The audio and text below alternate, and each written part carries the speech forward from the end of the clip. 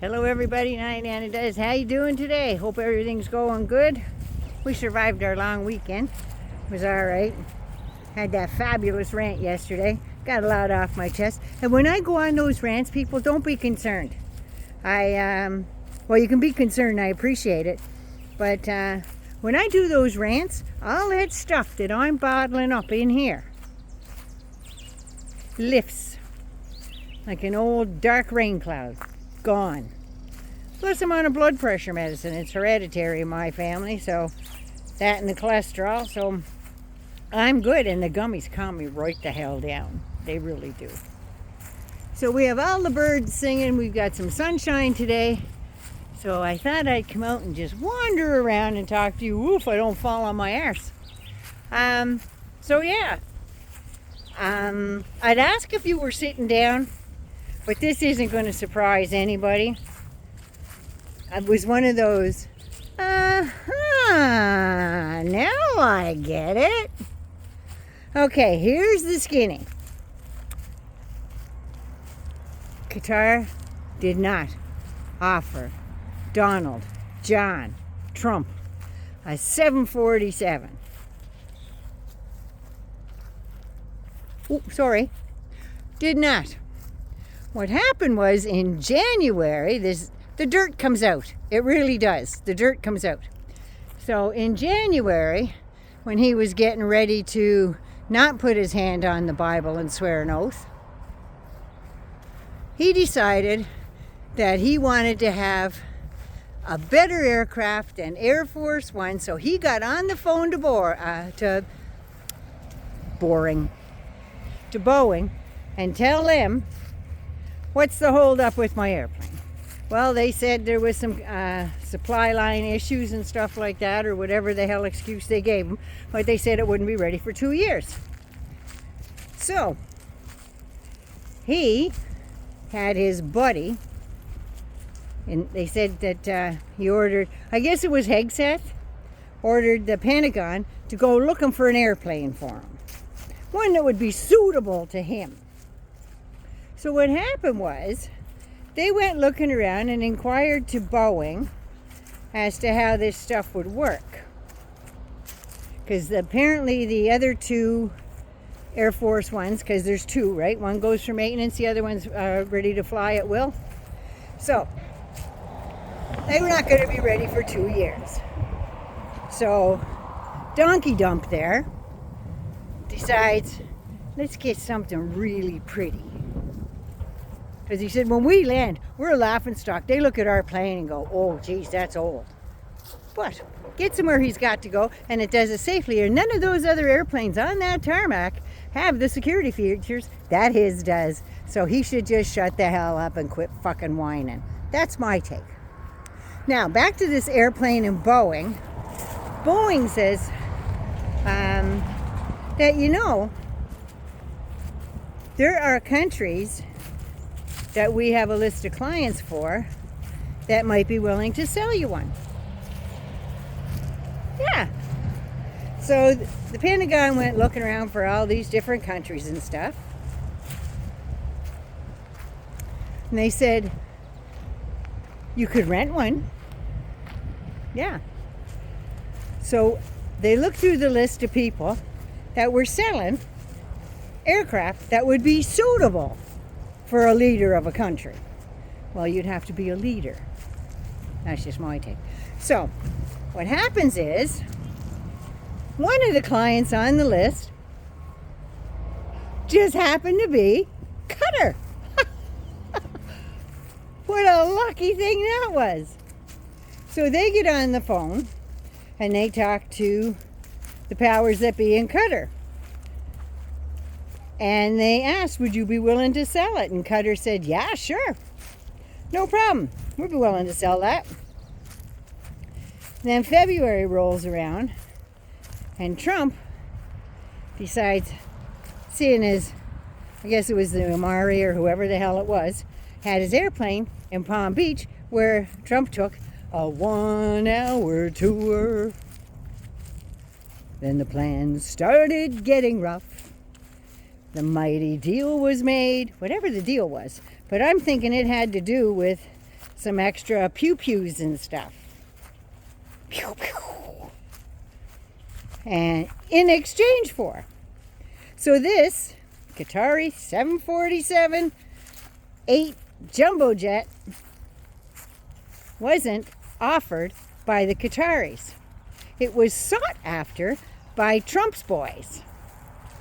Steve Witkoff, being the envoy to the Middle East, set it up. So now, whatever went on over the phone with the Qataris and the Shady McShady there in the White House, all of a sudden, it's not going to cost nothing now.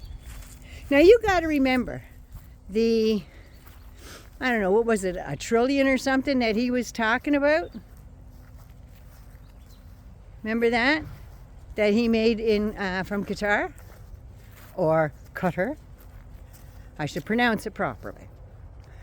Said it was something like $1 trillion. Their GDP is 293 billion. That's their GDP, because it's not a big country. It's really not. And the only people with money are those with oil or have royal in their name.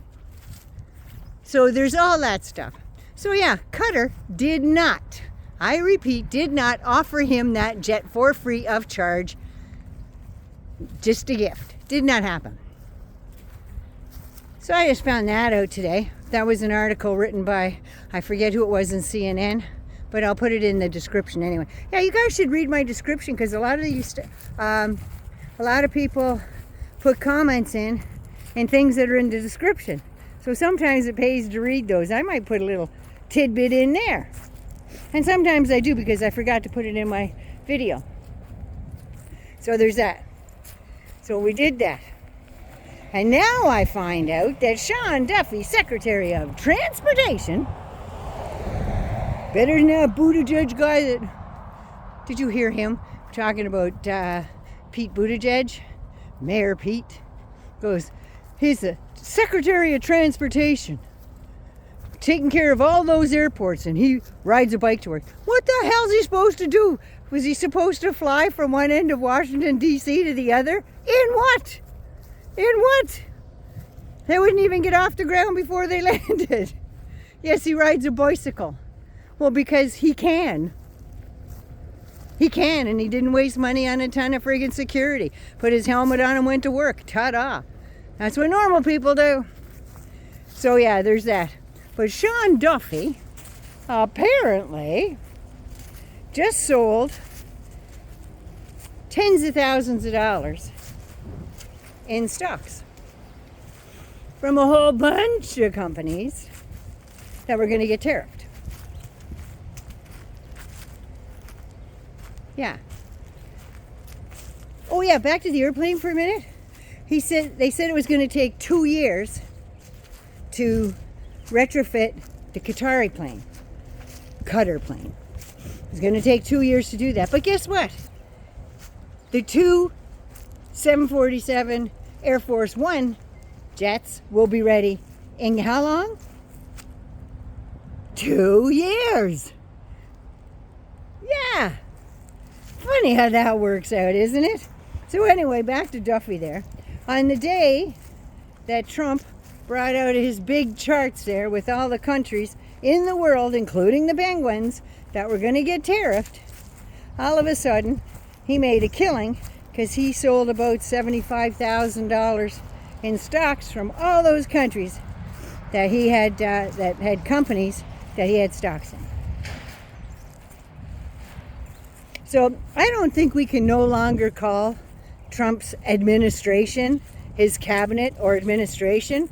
All they friggin' are shareholders in Trump's friggin' business.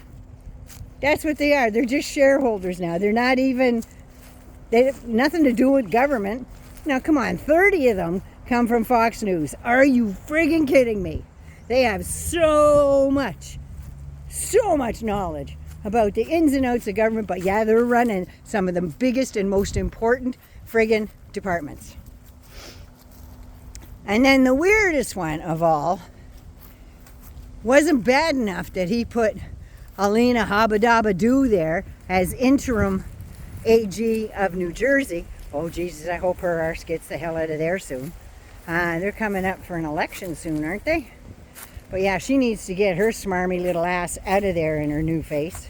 Well, she's had 3 now. But yeah, she needs to get her smarmy little ass out of there.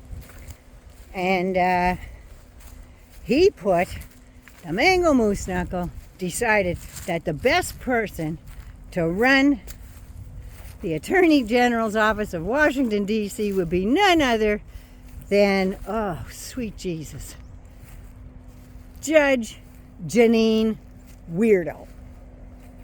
Yep, she's going to be the new AG of Washington, D.C. This is the same woman whose husband went to jail for taking bribes. Yeah, her husband went to jail for taking bribes. And guess who pardoned him? Right on the nose. DJ. Yeah, so that's all the little ins and outs of bullshit that I've got today. They're all stupid stories, but it's all like, ooh, that silver thread is just winding through, and it's making more and more things a little more real. Anyway, Nine Ann likes you, loves you, wants to keep you around. You take care of you first so you can take care of somebody else. I love you very much. Newcomers, welcome to my channel. And like I said, like me, love me, share me. Hangers on. Ooh, Jesus. Mwah. Big kisses to you. We're moving on up, baby. We're moving on up. Okay, Nana's got to go. I love you, and I have another video for you later. Mwah.